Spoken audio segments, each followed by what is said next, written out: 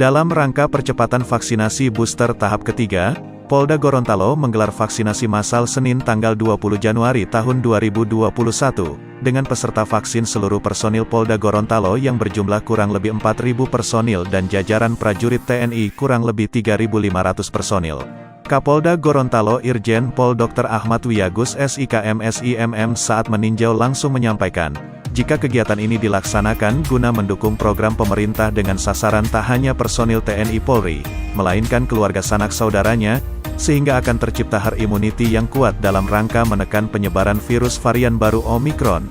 Memang kita sudah sinergi ya dalam segala hal, termasuk pelaksanaan vaksin yang ketiga atau booster. Kami dari Polda bersama-sama dengan Danrem ya dan jajarannya, hari ini kita melaksanakan booster bagi prajurit TNI dan anggota Polri.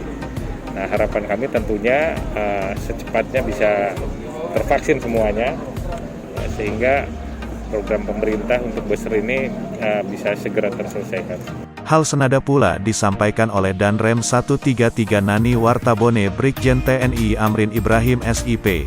Dikatakannya pelaksanaan vaksinasi booster ini diharapkan menjadi satu contoh untuk meningkatkan kepercayaan masyarakat terhadap vaksinasi.